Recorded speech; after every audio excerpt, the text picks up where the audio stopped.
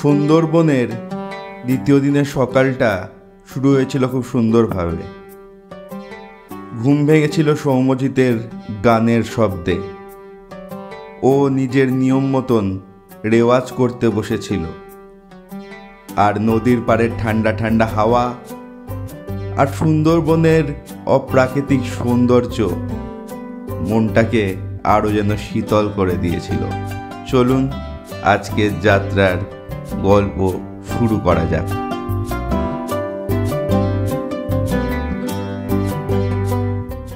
Good morning from Sundarban. এখন আমরা যাব সাইট সিনের জন্য। সৌম্য রেডি? সৌভিক রেডি? একদম। আমাদের লঞ্চ ছাড়বে, আমরা আমাদের জন্যই ওয়েট করছে ওইখানে। এবার আমরা এগোবো। আমাদের লঞ্চ সামনে দাঁড়িয়ে আছে, এখন আমরা লঞ্চে গিয়ে উঠবো। আর লঞ্চে আমাদের সার্ভ করা হবে হচ্ছে ব্রেকফাস্ট। আর আজকে কয়েকটা স্পট দেখার কথা আছে, সজনেখালি, সুদর্ণখালি, সেইগুলো কভার করব আজকে।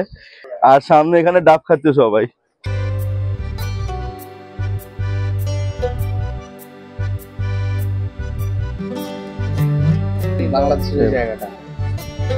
আপনাদেরকে বোটের নিচটা একটু দেখিয়ে দিচ্ছি। কালকে এখানে সবাই রেস্ট নিচ্ছিল বলে আমি দেখাতে পারিনি, তো এখন একবার দেখিয়ে দিচ্ছি বোটের নিচটা কেমন। এখানে যদি কারো রিল্যাক্স করার থাকে বোট চলতে চলতে তো করতে পারবে। এখানে একদম বিছানা মতন পাতা আছে সবকিছু, শুধু ফ্যানটা নেই।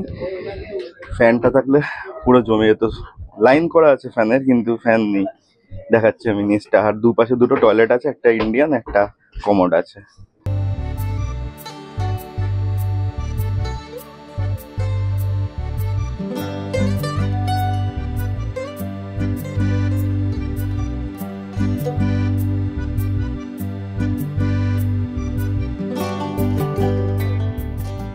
আর এখানে আমাদের ব্রেকফাস্ট বানানোর কাজ হচ্ছে। আমি যাচ্ছি একবার, দেখা যাক কি ব্রেকফাস্ট হচ্ছে আজকে।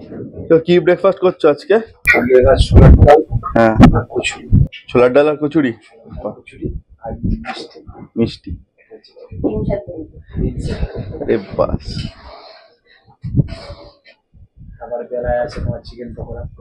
চিকেন পকোড়া আর কি আছে? চিকেন পকোড়া, কফি না দুধ চা বদি। আর দুপুরে কি আছে আজকে মেনু? দুপুরে ভাত, ডাল, আলু ভাজা, ইলিশ মাছের মাথা দিয়ে পুঁই শাক। হ্যাঁ। আর ইলিশ বলতে আছে সরষে হচ্ছে তো, ইলিশ সরষে হচ্ছে। আর কালো জিরে দিয়ে রুই মাছ, কালো জিরে, আলু, বেগুন, আলু দিয়ে একটা পাতলা কাঁচা লঙ্কা দিয়ে টমেটো দিয়ে ঝোল হচ্ছে। বাহ। আর আমরা চাটনি, বাহ, দারুণ খাওয়া দাওয়া, দারুণ খাওয়া দাওয়া। এটা কি ইলিশ মাছ কাটা রাখা আছে নাকি? ইলিশ আছে, রুই মাছ আছে। এটা তো রুই মাছ। ওটা রুই মাছ। এটা রুই মাছ। আর এটা হচ্ছে চিকেন পকোড়া। চিকেন এখানে কাটা আছে, আর তার পাশে হচ্ছে ইলিশ।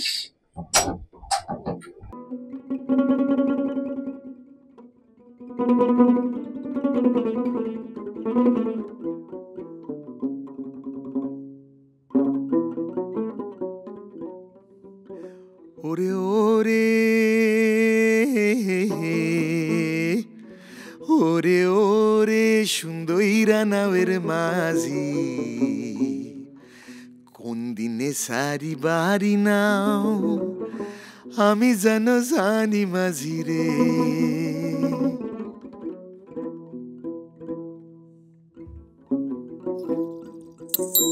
ওরে সুন্দরীরা নাওয়ের মাঝি, কোন দিনে সারি বাড়ি নাও আমি যেন জানি মাঝি রে।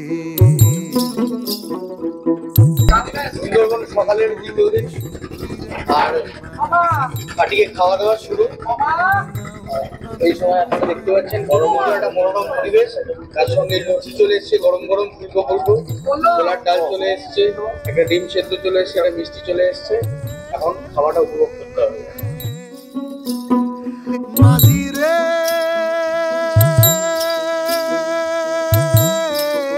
আচ্ছা, সবাইকে সর্বপ্রথমে গুড মর্নিং জানাই। সুন্দরবন টাইগার রিজার্ভে ভ্রমণ করতে আসার জন্য। তো আমার নাম হচ্ছে রামকৃষ্ণ মণ্ডল, আমি হচ্ছে সুন্দরবন টাইগার রিজার্ভের টুরিস্ট গাইড। আজকের সারাদিনে আমি আপনাদের সঙ্গে রয়েছি। আমি সুন্দরবন এরিয়া সম্পর্কে আসছি। তো অ্যাকচুয়ালি আমরা এখন একটা বড় নদী দিয়ে যাচ্ছি এবং উল্টো সাইডটা যেটা পড়ছে টাইগার রিজার্ভ এরিয়া, এ পাশটা হচ্ছে মনুষ্য বসতি এরিয়া বালি আইল্যান্ড। তো সুন্দরবন এরিয়াটা হচ্ছে বিশাল বড় একটা এরিয়া, প্রায় 26,000 স্কোয়ার কিলোমিটার নিয়ে হচ্ছে সুন্দরবন এরিয়া। আমাদের ইন্ডিয়ান পার্টটা পড়ছে 9,630 বর্গ কিলোমিটার, আর বাংলাদেশ সাইডটা পড়ছে 15,870 বর্গ কিলোমিটার। ফার্স্ট হচ্ছে যেটার আকর্ষণে সারা পৃথিবীব্যাপী মানুষ ছুটে চলে আসে, সেটা হচ্ছে রয়্যাল বেঙ্গল টাইগার। যেটা হচ্ছে royal Bengal tiger, jungle cat, fishing cat, leopard cat, smooth coated water, dolphin, palm civet, এইরকম ধরনের প্রায় 40 প্রজাতির ম্যামেলস রয়েছে। গাইডের কথা শুনতে শুনতে কিন্তু আমাদের পেট পুজো বন্ধ ছিল না। চিকেন পকোড়া চলে এসেছিল, সেই চিকেন পকোড়া খেতে খেতে আর গাইডের কথা শুনতে শুনতে সুন্দরবনের অপূর্ব সৌন্দর্য আমাদের চোখের সামনে বারবার চলে আসছিল। সুন্দরীরা নাওয়ের মাঝি কোন দিনে সারি বাড়ি নাও আমি যেন জানি মাঝি রে, ওরে ওরে সুন্দরীরা নাওয়ের মাঝি কোন দিনে সারি বাড়ি নাও আমি যেন জানি মাঝি রে, ও মাঝি রে।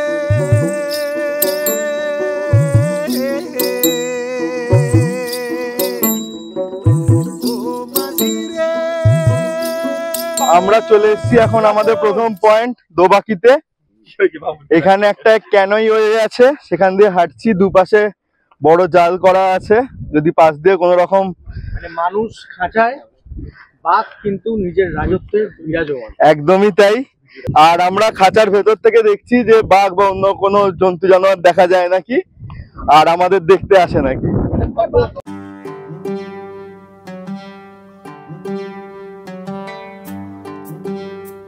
সোমো, তারা আগে বাবুন দেখতে পেলি বাঘ?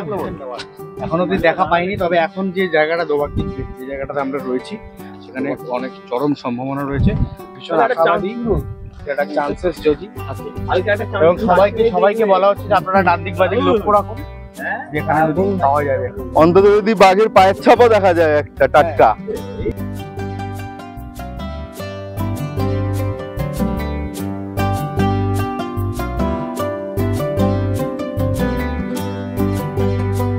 আমরা চলে এসেছি এখন দোবাকির যে ওয়াচ টাওয়ার আছে সেখানে। এই ওয়াচ টাওয়ারের ওপরে উঠে যদি দেখা যায় সেটাই দেখার, কিন্তু মনে হচ্ছে না দেখে দেখা যাবে, প্রচুর লোক আছে এখানে। তো যদি বাঘ দেখা যেত অবভিয়াসলি এত শান্ত পরিবেশ থাকতো না। এখন ওপরে উঠছি, ওপরে উঠে সুন্দরবনের একটা সুন্দর 360 প্যানোরামিক ভিউ দেখা যায়, তো সেটা আপনাদেরকে দেখাবো বাঘ না দেখতে পেলেও।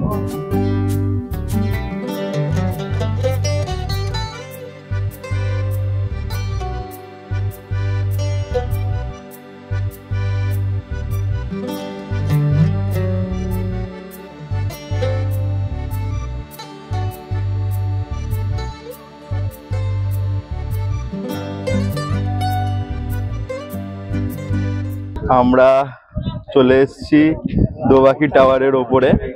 এখান থেকে আমরা একটা হরিণ দেখতে পেয়েছি অনেক কষ্টে, তো জানি না ক্যামেরায় ধরা পড়বে নাকি, যদি ধরা পড়ে তো অবশ্যই আপনাদেরকে দেখাবো।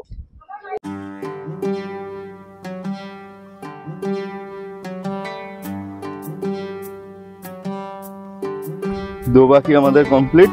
এবারে আমরা আবার বোটের দিকে যাচ্ছি, বোটে করে আবার নেক্সট স্পটে।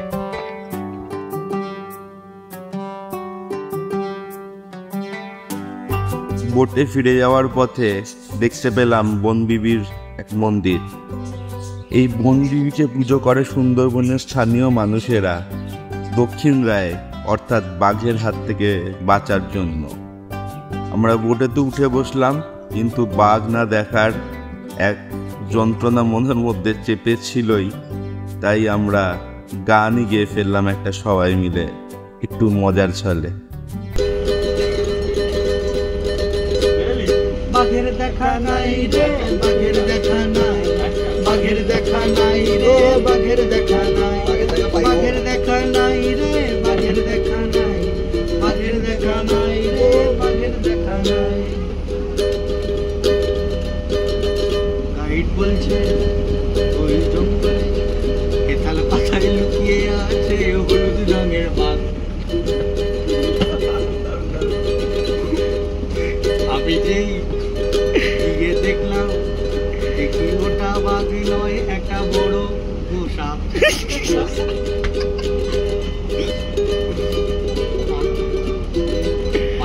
সরিয়ে আবার দেখি যখন আলগা করে, আকাশটা সরিয়ে আবার দেখি আবার আলগা করে, ওখানে বসে আছে আমাদের বাপু। এভাবেই গান আর মজা এবং সুন্দরবনের অপূর্ব সৌন্দর্যকে সাথে নিয়ে আমাদের যাত্রা আরো দূরে এগোতে থাকলো।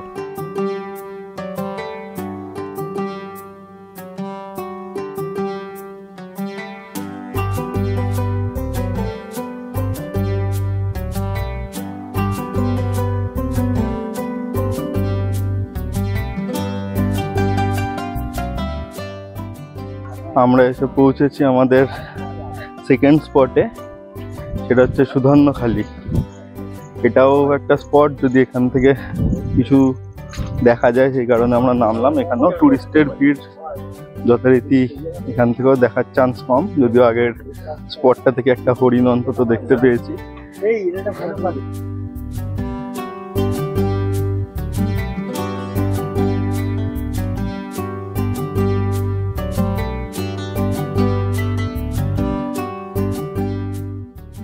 সামনেই একটা ওয়াচ টাওয়ার আছে, মনে হচ্ছে না কিছু দেখা যাচ্ছে, তার কারণ লোক যত তাড়াতাড়ি উঠছে তত তাড়াতাড়ি নামছে।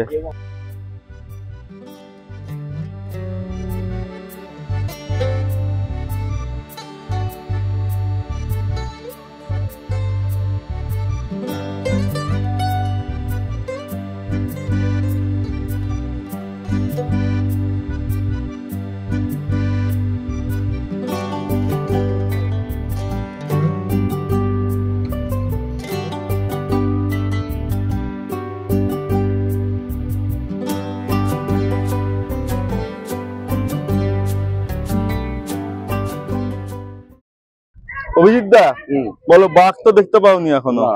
দেখতে পাবে মনে হচ্ছে?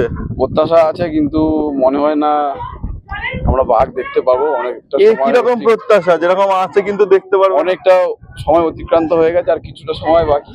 এখন আমরা মিষ্টি নদের সামনে দাঁড়িয়ে আছি, এখানে রিজার্ভ করা আছে মিষ্টি জল, যেখানে বাঘ আসতেও পারে। তো এখানে বসে থাকলে মনে হয় দেখা যাবে, কিন্তু আমাদের বেরিয়ে যেতে হবে। হ্যাঁ, সেটাই। ইতিমধ্যেই কিন্তু সুন্দরবনে আমরা বাঘের দেখা পেয়ে গেছি, এবং খুব অল্প টাইমের জন্য দেখেছিলাম, কিন্তু এখন একদম সরাসরি আপনাদের সামনে। আমি ক্যামেরাটাকে একটু ঘোরাতে বলবো, ও সামনাসামনি যাচ্ছে, কিন্তু খুব সাবধানে আমাদের এগোতে হবে। আমি একটু ক্যামেরাটা ঘোরাচ্ছি।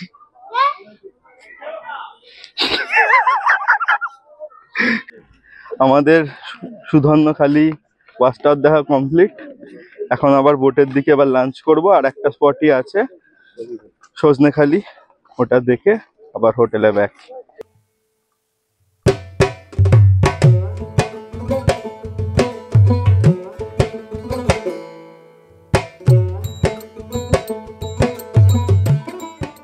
আমরা লঞ্চে এসে উঠে গেছি, এবারে আমাদের খাওয়ার পালা। দেখা যাক আজকে মেনু কি আছে। আগেই বলেছিলাম আপনাদের মেনু কি আছে, তো পাতে কি কি আসছে আমি দেখাচ্ছি আপনাদেরকে।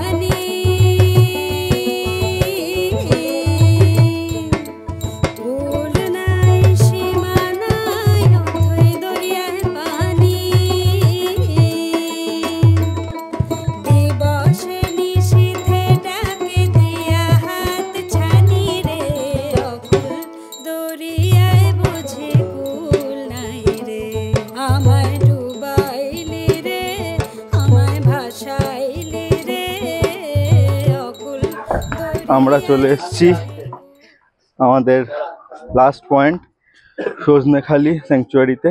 এখানেও ওয়াচ টাওয়ার আছে, দেখাচ্ছি আপনাদের।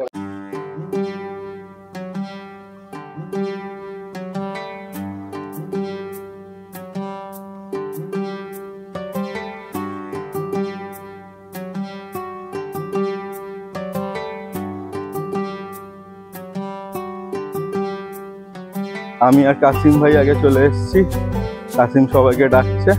কাশ্মীর খুঁজে পেয়েছে ওয়াচ টাওয়ারটা আগে। যেতে যেতে একটা বাচ্চা কুমির দেখতে পেয়েছি।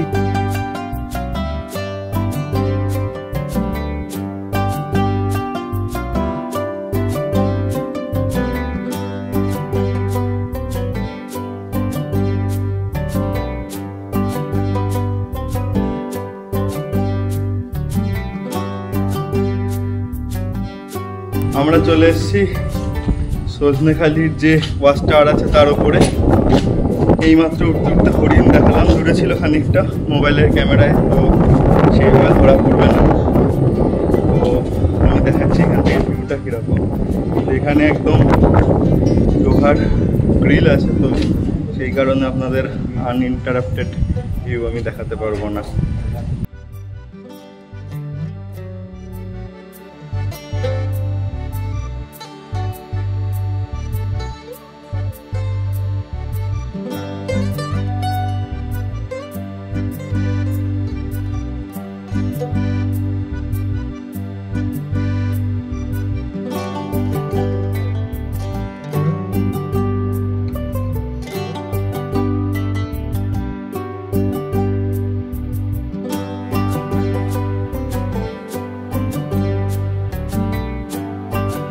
আপনাদের বাঘ তো দেখাতে পারলাম না, কিন্তু একটা দারুণ জিনিস দেখাচ্ছি আপনাদেরকে, দেখুন।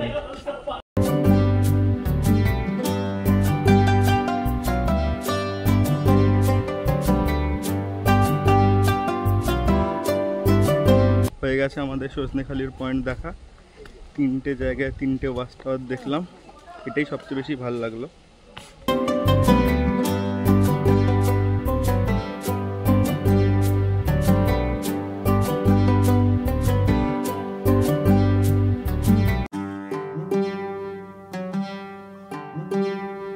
এই পর্বটা সৌমুর গানে গানে শেষ করব বলে আগে রাত্রিরের কথাটা একটু বলে দিই। রাত্রিরে হোটেলে ফিরে সেদিন আর কোনো রকম কোনো অ্যাক্টিভিটি ছিল না।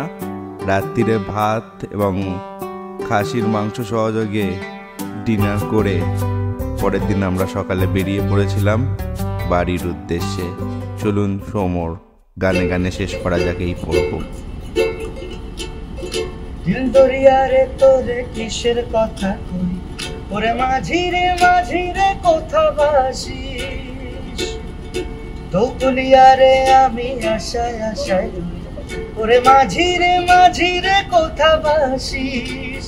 আশা শ্রাবণ এলো মাঝি তোর উদাস উঠান বুকে, আশা শ্রাবণ এলো মাঝি তোর উদাস উঠান বুকে, আমি সাজের বেলা গোয়াল ধারে ঠায় বসে রই, ঠায় বসে রই।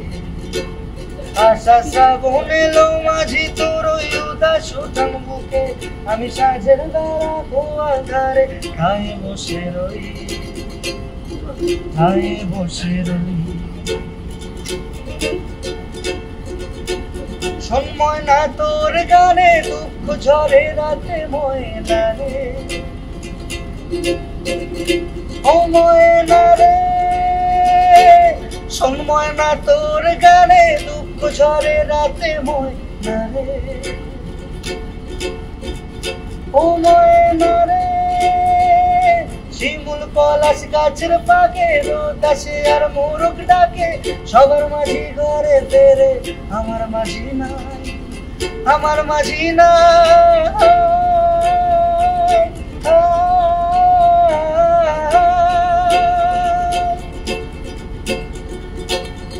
দিল দরিয়ারে তোরে কিসের কথা কই, ওরে মাঝিরে মাঝিরে কথা বাসিস,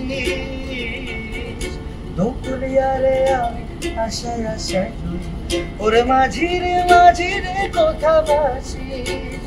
আশা শ্রাবণ এলো মাঝি তোর উদাস উঠান মুখে, আমি সাঁঝের বেলা গোয়াল ধারে ঠায় বসে রই, ঠায় বসে রই।